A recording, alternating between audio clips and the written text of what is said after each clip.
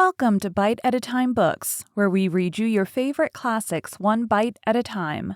My name is Bree Carlile, and I love to read and wanted to share my passion with listeners like you. If you enjoy our show, be sure to follow us so you get all the new episodes. If you want to see exclusive behind the scenes of our show, join our Patreon. We would also love for you to drop us a rating on your favorite podcast platform and share our show with your friends.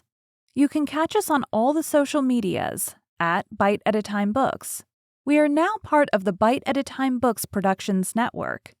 If you ever wondered what inspired your favorite classic novelists to write their stories, what was happening in their lives or the world at the time, check out Bite at a Time Books Behind the Story, Tuesday starting January 4th, wherever you listen to podcasts. Today we will be continuing Jane Eyre by Charlotte Bronte. Chapter 4. From my discourse with Mr. Lloyd, and from the above-reported conference between Bessie and Abbott, I gathered enough of hope to suffice as a motive for wishing to get well. A change seemed near. I desired and waited it in silence. It tarried, however. Days and weeks passed.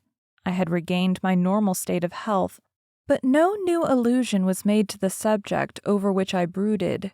Mrs. Reed surveyed me at times with a severe eye, but seldom addressed me. Since my illness, she had drawn a more marked line of separation than ever between me and her own children, appointing me a small closet to sleep in by myself, condemning me to take my meals alone and pass all my time in the nursery, while my cousins were constantly in the drawing-room.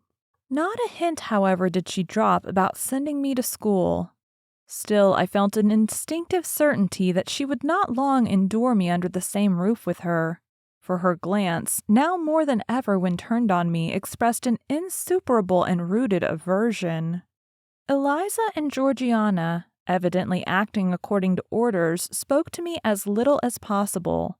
John thrust his tongue in his cheek whenever he saw me, and once attempted chastisement, but I instantly turned against him, roused by the same sentiment of deep ire and desperate revolt which had stirred my corruption before. He thought it better to desist, and ran from me uttering execrations and vowing I had burst his nose. I had indeed levelled at that prominent feature as hard a blow as my knuckles could inflict, and when I saw that either that or my look daunted him, I had the greatest inclination to follow up my advantage to purpose. But he was already with his mamma. I heard him in a blubbering tone commence the tale of how that nasty Jane Eyre had flown at him like a mad cat. He was stopped rather harshly. "Don't talk to me about her, John. I told you not to go near her. She is not worthy of notice.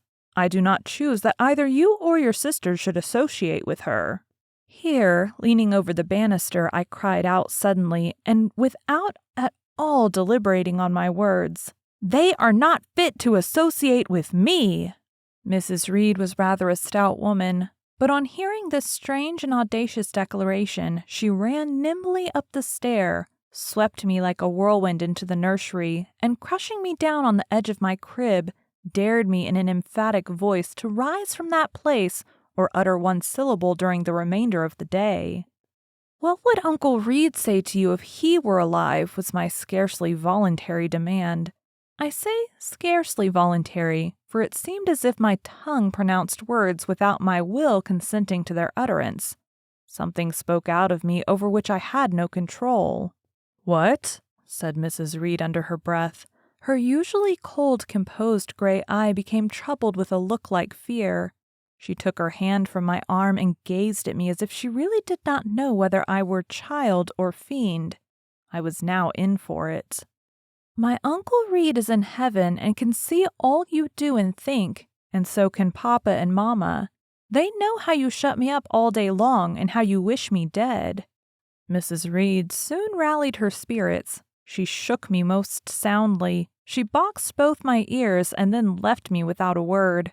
Bessie supplied the hiatus by a homily of an hour's length in which she proved beyond a doubt that I was the most wicked and abandoned child ever reared under a roof. I half believed her, for I felt indeed only bad feelings surging in my breast. November, December, and half of January passed away. Christmas and the New Year had been celebrated at Gateshead with the usual festive cheer. Presents had been interchanged, dinners and evening parties given. From every enjoyment I was, of course, excluded. My share of the gaiety consisted in witnessing the daily appareling of Eliza and Georgiana, and seeing them descend to the drawing-room, dressed out in thin muslin frocks and scarlet sashes, with hair elaborately ringleted, and afterwards, in listening to the sound of the piano or the harp played below, to the passing to and fro of the butler and footman, to the jingling of glass and china as refreshments were handed, to the broken hum of conversation as the drawing-room door opened and closed. When tired of this occupation, I would retire from the stairhead to the solitary and silent nursery. There, though somewhat sad, I was not miserable. To speak truth, I had not the least wish to go into company, for in company I was very rarely noticed, and if Bessie had but been kind and compassionable, I should have deemed it a treat to spend the evenings quietly with her, instead of passing them under the formidable eye of Mrs. Reed in a room full of ladies and gentlemen.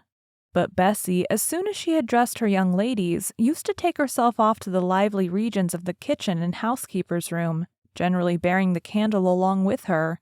I then sat with my doll on my knee till the fire got low, glancing round occasionally to make sure that nothing worse than myself haunted the shadowy room. And when the embers sank to a dull red, I undressed hastily, tugging at knots and strings as I best might, and sought shelter from cold and darkness in my crib. To this crib I always took my doll. Human beings must love something, and in the dearth of worrier objects of affection, I contrived to find a pleasure in loving and cherishing a faded graven image, shabby as a miniature scarecrow. It puzzles me now to remember with what absurd sincerity I doted on this little toy, half fancying it alive and capable of sensation. I could not sleep unless it was folded in my nightgown, and when it lay there safe and warm I was comparatively happy, believing it to be happy likewise. Long did the hours seem while I waited the departure of the company and listened for the sound of Bessie's step on the stairs. Sometimes she would come up in the interval to see her thimble or her scissors, or perhaps to bring me something by way of supper, a bun or a cheesecake. Then she would sit on the bed while I ate it, and when I finished she would tuck the clothes round me, and twice she kissed me and said, "Good night, Miss Jane."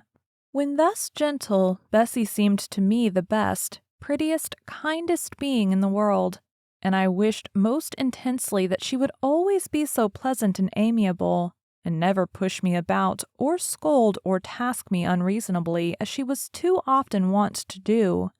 Bessie Lee must, I think, have been a girl of good natural capacity, for she was smart in all she did and had a remarkable knack of narrative. So, at least, I judge from the impression made on me by her nursery tales. She was pretty, too, if my recollections of her face and person are correct. I remember her as a slim young woman with black hair, dark eyes, very nice features, and good, clear complexion, but she had a capricious and hasty temper, and indifferent ideas of principle or justice. Still, such as she was, I preferred her to anyone else at Gateshead Hall. It was the 15th of January, about 9 o'clock in the morning. Bessie was gone down to breakfast. My cousins had not yet been summoned to their mamma. Eliza was putting on her bonnet and warm garden coat to go and feed her poultry, an occupation of which she was fond, and not less so of selling the eggs to the housekeeper and hoarding up the money she thus obtained. She had a turn for traffic and a marked propensity for saving, shown not only in the vending of eggs and chickens, but also in driving hard bargains with the gardener about flower roots, seeds, and slips of plants, that functionary having orders from Mrs. Reed to buy of his young lady all the products of her parterre she wished to sell, and Eliza would have sold the hair off her head if she could have made a handsome profit thereby. As to her money, she first secreted it in odd corners, wrapped in a rag or in old curl paper, but some of these hoards having been discovered by the housemaid, Eliza, fearful of one day losing her valued treasure, consented to entrust it to her mother, at a usurious rate of interest, 50 or 60%, which interest she exacted every quarter, keeping her accounts in a little book with anxious accuracy. Georgiana sat on a high stool, dressing her hair at the glass and interweaving her curls with artificial flowers and faded feathers of which she had found a store in a drawer in the attic. I was making my bed, having received strict orders from Bessie to get it arranged before she returned, for Bessie now frequently employed me as a sort of under-nursery maid, to tidy the room, dust the chairs, etc. Having spread the quilt and folded my nightdress, I went to the window seat to put in order some picture books and doll's house furniture scattered there. An abrupt command from Georgiana to let her playthings alone, for the tiny chairs and mirrors, the fairy plates and cups were her property, stopped my proceedings, and then, for lack of other occupation, I fell to breathing on the frost flowers with which the window was fretted, and thus clearing a space in the glass through which I might look out on the grounds, where all was still and petrified under the influence of a hard frost. From this window were visible the porter's lodge and the carriage road, and just as I had dissolved so much of the silver-white foliage, veiling the panes as left room to look out, I saw the gates thrown open and a carriage roll through. I watched it ascending the drive with indifference. Carriages often came to Gateshead, but none ever brought visitors in whom I was interested.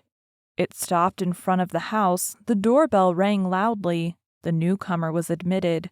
All this being nothing to me, my vacant attention soon found livelier attraction in the spectacle of a little hungry robin, which came and chirruped on the twigs of the leafless cherry tree nailed against the wall near the casement. The remains of my breakfast of bread and milk stood on the table, and having crumbled a morsel of roll, I was tugging at the sash to put out the crumbs on the window-sill, when Bessie came running upstairs into the nursery. "Miss Jane, take off your pinafore! What are you doing there? Have you washed your hands and face this morning?" I gave another tug before I answered, for I wanted the bird to be secure of its bread. The sash yielded, I scattered the crumbs, some on the stone sill, some on the cherry tree bough. Then, closing the window, I replied, "No, Bessie, I've only just finished dusting." "Troublesome, careless child, and what are you doing now? You look quite red, as if you had been about some mischief. What were you opening the window for?" I was spared the trouble of answering, for Bessie seemed in too great a hurry to listen to explanations. She hauled me to the washstand, inflicted a merciless but happily brief scrub on my face and hands with soap, water, and a coarse towel, disciplined my head with a bristly brush, denuded me of my pinafore, and then hurrying me to the top of the stairs, bid me go down directly as I was wanted in the breakfast room. I would have asked who wanted me. I would have demanded if Mrs. Reed was there, but Bessie was already gone and had closed the nursery door upon me. I slowly descended. For nearly 3 months I had never been called to Mrs. Reed's presence. Restricted so long to the nursery, the breakfast, dining, and drawing rooms were become for me awful regions on which it dismayed me to intrude. I now stood in the empty hall. Before me was the breakfast room door, and I stopped, intimidated and trembling. What a miserable little poltroon had fear engendered of unjust punishment made of me in those days! I feared to return to the nursery and feared to go forward to the parlor. 10 minutes I stood in agitated hesitation. The vehement ringing of the breakfast-room bell decided me. I must enter. Who could want me? I asked inwardly, as with both hands I turned the stiff door handle, which for a second or two resisted my efforts. What should I see besides Aunt Reed in the apartment? A man or a woman? The handle turned, the door unclosed, and passing through and curtsying low, I looked up at a black pillar. Such at least appeared to me at first sight, the straight, narrow, sable claw shape standing erect on the rug. The grim face at the top was like a carved mask, placed above the shaft by way of capital. Mrs. Reed occupied her usual seat by the fireside. She made a signal to me to approach. I did so, and she introduced me to the stony stranger with the words, "This is the little girl respecting whom I applied to you." He, for it was a man, turned his head slowly towards where I stood, and having examined me with the 2 inquisitive-looking gray eyes which twinkled under a pair of bushy brows, said solemnly and in a bass voice, Her size is small. What is her age? 10 years. So much, was the doubtful answer, and he prolonged his scrutiny for some minutes. Presently he addressed me. Your name, little girl? Jane Eyre, sir. In uttering these words, I looked up. He seemed to me a tall gentleman, but then I was very little. His features were large, and they and all the lines of his frame were equally harsh and prim. Well, Jane Eyre, and are you a good child? Impossible to reply to this in the affirmative. My little world held a contrary opinion. I was silent. Mrs. Reed answered for me by an expressive shake of the head, adding soon, Perhaps the less said on that subject the better, Mr. Brocklehurst. Sorry indeed to hear it. She and I must have some talk. And bending from the perpendicular, he installed his person in the armchair opposite Mrs. Reed's. Come here, he said. I stepped across the rug. He placed me square and straight before him. What a face he had, now that it was almost on level with mine. What a great nose, and what a mouth, and what large prominent teeth. No sight so sad as that of a naughty child, he began, especially a naughty little girl. Do you know where the wicked go after death? They go to hell, was my ready and orthodox answer. And what is hell? Can you tell me that? A pit full of fire? And should you like to fall into that pit and to be burning there forever? No, sir. What must you do to avoid it? I deliberated a moment. My answer, when it did come, was objectionable. I must keep in good health and not die. How can you keep in good health? Children younger than you die daily. I buried a little child of 5 years old only a day or two since. A good little child whose soul is now in heaven. It is to be feared the same could not be said of you were you to be called hence. Not being in a condition to remove his doubt, I only cast my eyes down on the 2 large feet planted on the rug and sighed, wishing myself far enough away. I hope that sigh is from the heart, and that you repent of ever having been the occasion of discomfort to your excellent benefactress. Benefactress? Benefactress, I said inwardly. They all call Mrs. Reed my benefactress. If so, a benefactress is a disagreeable thing. Do you say your prayers night and morning? Continued my interrogator.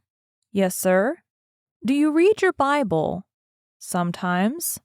With pleasure? Are you fond of it? I like Revelations, and the book of Daniel, and Genesis and Samuel, and a little bit of Exodus, and some parts of Kings and Chronicles, and Job and Jonah. And the Psalms? I hope you like them. No, sir. No? Oh, shocking. I have a little boy, younger than you, who knows 6 psalms by heart, and when you ask him which he would rather have, a gingerbread nut to eat or a verse of a psalm to learn, he says, Oh, the verse of a psalm, angels sing psalms, says he. I wish to be a little angel here below. He then gets 2 nuts in recompense for his infant piety. Psalms are not interesting, I remarked. That proves you have a wicked heart, and you must pray to God to change it, to give you a new and clean one, to take away your heart of stone and give you a heart of flesh. I was about to propound a question, touching the manner in which that operation of changing my heart was to be performed, when Mrs. Reed interposed, telling me to sit down. She then proceeded to carry on the conversation herself. Mr. Brocklehurst, I believe I intimated in the letter which I wrote to you 3 weeks ago that this little girl has not quite the character and disposition I could wish. Should you admit her into Lowood School, I should be glad if the superintendent and teachers were requested to keep a strict eye on her, and above all to guard against her worst fault, a tendency to deceit. I mention this in your hearing, Jane, that you may not attempt to impose on Mr. Brocklehurst. Well might I dislike Mrs. Reed, for it was her nature to wound me cruelly. Never was I happy in her presence, however carefully I obeyed, however strenuously I strove to please her. My efforts were still repulsed and repaid by such sentences as the above. Now, uttered before a stranger, the accusation cut me to the heart. I dimly perceived that she was already obliterating hope from the new phase of existence which she destined me to enter. I felt, though I could not have expressed the feeling, that she was sowing aversion and unkindness along my future path. I saw myself transformed under Mr. Brocklehurst's eye into an artful, noxious child, and what could I do to remedy the injury? Nothing indeed, thought I, as I struggled to repress a sob and hastily wiped away some tears, the impotent evidence of my anguish. Deceit is indeed a sad fault in a child, said Mr. Brocklehurst. It is akin to falsehood, and all liars will have their portion in the lake burning with fire and brimstone. She shall, however, be watched, Mrs. Reed. I will speak to Miss Temple and the teachers. I should wish her to be brought up in a manner suiting her prospects, continued my benefactress, to be made useful, to be kept humble. As for the vacations, she will, with your permission, spend them always at Lowood. Your decisions are perfectly judicious, madam, returned Mr. Brocklehurst. Humility is a Christian grace and one peculiarly appropriate to the pupils of Lowood. I therefore direct that especial care shall be bestowed on its cultivation amongst them. I have studied how best to mortify in them the worldly sentiment of pride, and only the other day I had a pleasing proof of my success. My second daughter, Augusta, went with her mamma to visit the school, and on her return she exclaimed, "Oh, dear papa, how quiet and plain all the girls at Lowood look, with their hair combed behind their ears and their long pinafores, and those little holland pockets outside their frocks. They are almost like poor people's children." And, said she, they looked at my dress and mamma's as if they had never seen a silk gown before. This is the state of things I quite approve, returned Mrs. Reed. Had I sought all England over, I could scarcely have found a system more exactly fitting a child like Jane Eyre. Consistency, my dear Mr. Brocklehurst, I advocate consistency in all things.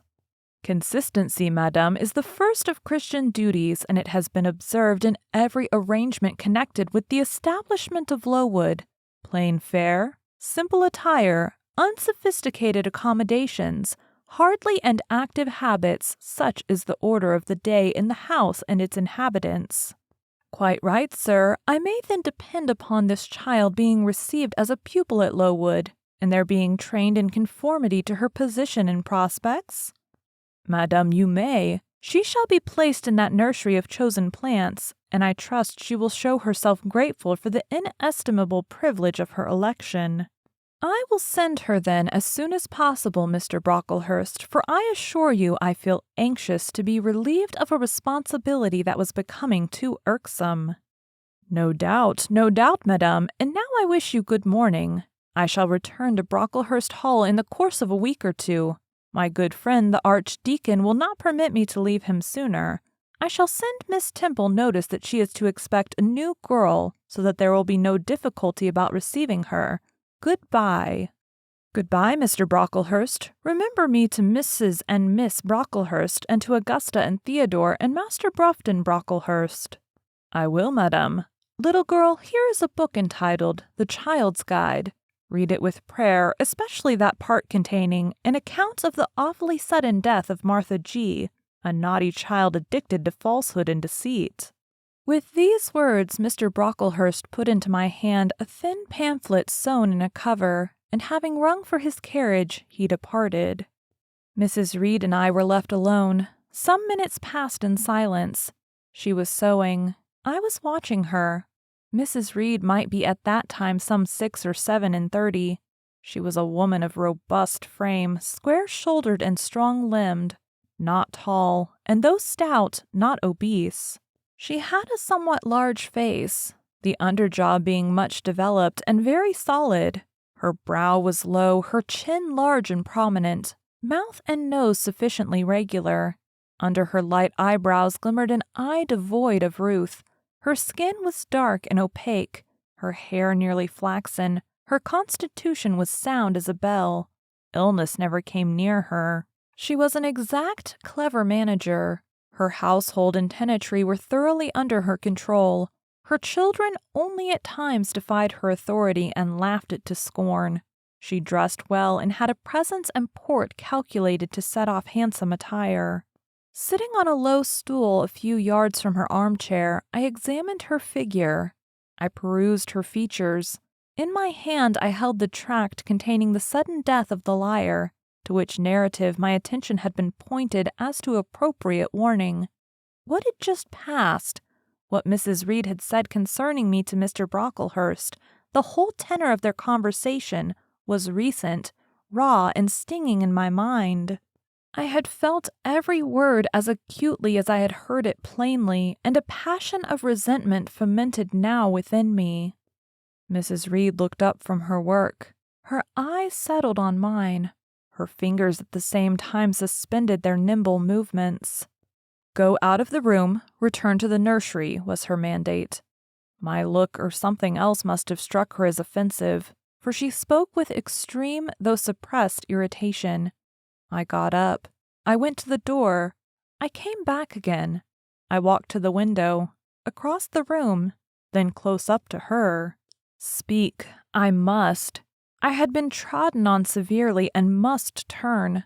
But how? What strength had I to dart retaliation at my antagonist? I gathered my energies and launched them in this blunt sentence. I am not deceitful. If I were, I should say I loved you.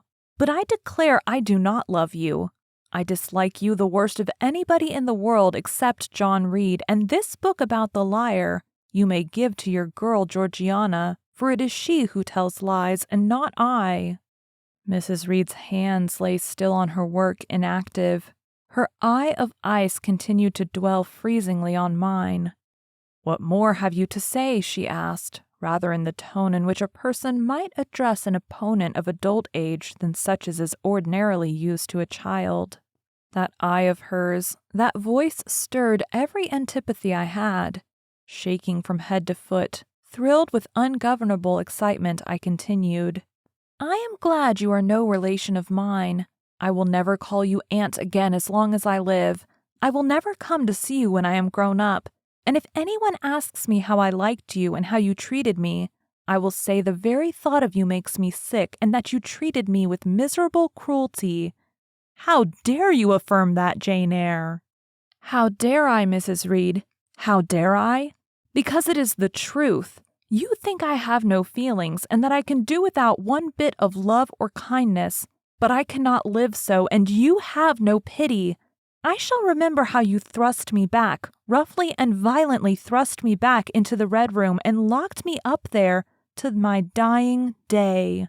Though I was in agony, though I cried out while suffocating with distress, have mercy, Aunt Reed, and that punishment you made me suffer because your wicked boy struck me, knocked me down for nothing. I will tell anybody who asks me questions this exact tale. People think you are a good woman, but you are bad, hard-hearted. You are deceitful." Ere I had finished this reply, my soul began to expand, to exult with the strangest sense of freedom, of triumph I ever felt. It seemed as if an invisible bond had burst, and that I had struggled out into unhoped for liberty. Not without cause was this sentiment. Mrs. Reed looked frightened. Her work had slipped from her knee. She was lifting up her hands, rocking herself to and fro, and even twisting her face as if she would cry. "Jane, you are under a mistake. What is the matter with you? Why do you tremble so violently? Would you like to drink some water?" "No, Mrs. Reed." "Is there anything else you wish for, Jane? I assure you I desire to be your friend." "Not you. You told Mr. Brocklehurst I had a bad character, a deceitful disposition, and I'll let everybody at Lowood know what you are and what you have done." "Jane, you don't understand these things. Children must be corrected for their faults."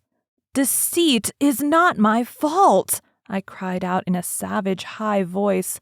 "But you are passionate, Jane. That you must allow, and now return to the nursery. There's a dear, and lie down a little." "I am not your dear. I cannot lie down. Send me to school soon, Mrs. Reed, for I hate to live here." "I will indeed send her to school soon," murmured Mrs. Reed sotto voce, and gathered up her work. She abruptly quitted the apartment. I was left there alone, winner of the field. It was the hardest battle I had fought, and the first victory I had gained. I stood a while on the rug where Mr. Brocklehurst had stood, and I enjoyed my conqueror's solitude. First I smiled to myself and felt elate, but this fierce pleasure subsided in me as fast as did the accelerated throb of my pulses. A child cannot quarrel with its elders as I had done, cannot give its furious feelings uncontrolled play as I had given mine, without experiencing afterwards the pang of remorse and the chill of reaction. A ridge of lighted heath, alive, glancing, devouring, would have been a meet emblem of my mind when I accused and menaced Mrs. Reed. The same ridge, black and blasted after the flames are dead, would have represented as meetly my subsequent condition, when half an hour's silence and reflection had shown me the madness of my conduct and the dreariness of my hated and hating position. Something of vengeance I had tasted for the first time, as aromatic wine it seemed on swallowing, warm and racy, its after-flavor metallic and corroding, gave me a sensation as if I had been poisoned. Willingly would I now have gone and asked Mrs. Reed's pardon, but I knew, partly from experience and partly from instinct, that was the way to make her repulse me with double scorn, thereby re-exciting every turbulent impulse of my nature. I would fain exercise some better faculty than that of fierce speaking, fain find nourishment for some less fiendishly feeling than that of somber indignation. I took a book, some Arabian tales. I sat down and endeavored to read. I could make no sense of the subject. My own thoughts swam always between me and the page I had usually found fascinating. I opened the glass door in the breakfast room. The shrubbery was quite still. The black frost reigned, unbroken by sun or breeze, through the grounds. I covered my head and arms with the skirt of my frock and went out to walk in the part of the plantation which was quite sequestered, but I found no pleasure in the silent trees, the falling fir cones, the congealed relics of autumn, russet leaves swept by past winds in heaps, and now stiffened together. I leaned against a gate and looked into empty field where no sheep were feeding, where the short grass was nipped and blanched. It was a very grey day, a most opaque sky, onding on snaw, canopied all, thence flakes fell at intervals which settled on the hard path, and on the hoary lie without melting. I stood, a wretched child enough, whispering to myself over and over again, "What shall I do? What shall I do?" At once I heard a clear voice call, "Miss Jane, where are you? Come to lunch." It was Bessie, I knew well enough, but I did not stir. Her light step came tripping down the path. "You naughty little thing," she said, "why don't you come when you are called?" Bessie's presence, compared with the thoughts over which I had been brooding, seemed cheerful, even though as usual she was somewhat cross. The fact is, after my conflict with and victory over Mrs. Reed, I was not disposed to care much for the nursemaid's transitory anger, and I was disposed to bask in her youthful lightness of heart. I just put my 2 arms round her and said, "Come, Bessie, don't scold." The action was more frank and fearless than any I was habituated to indulge in. Somehow it pleased her. "You are a strange child, Miss Jane," she said as she looked down at me. "A little roving, solitary thing. And you are going to school, I suppose?" I nodded. "And won't you be sorry to leave poor Bessie?" "What does Bessie care for me? She is always scolding me." "Because you're such a queer, frightened, shy little thing. You should be bolder." "What, to get more knocks?"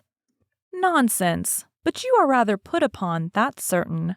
My mother said when she came to see me last week that she would not like a little one of her own to be in your place. Now come in, and I've some good news for you." "I don't think you have, Bessie." "Child, what do you mean?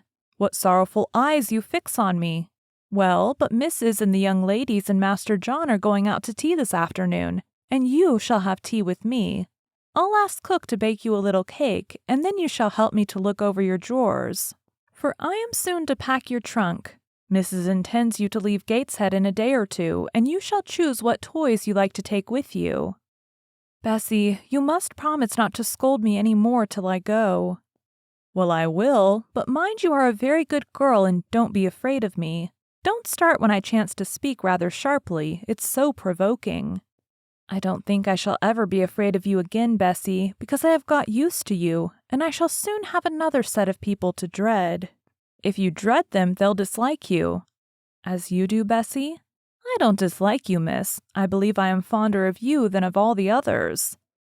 You don't show it. You little sharp thing, you've got quite a new way of talking.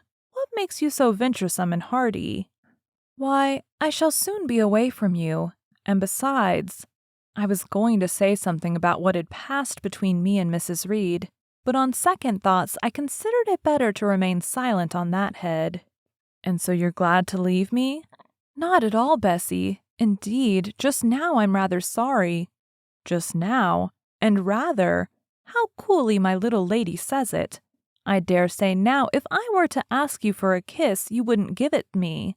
You'd say you'd rather not. I'll kiss you and welcome.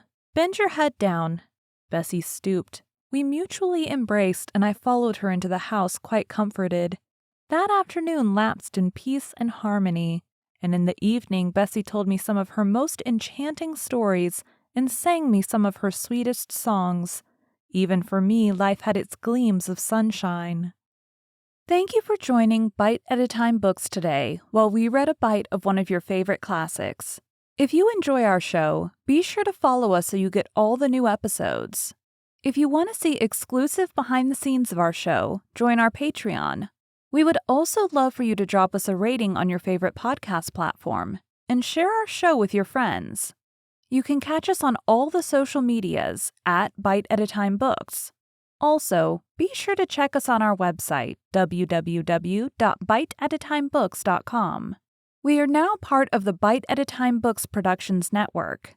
If you ever wondered what inspired your favorite classic novelists to write their stories, what was happening in their lives or the world at the time, check out Bite at a Time Books Behind the Story, Tuesdays starting January 4th, wherever you listen to podcasts. Again, my name is Bree Carlile, and I hope you come back tomorrow while we take the next bite of Jane Eyre.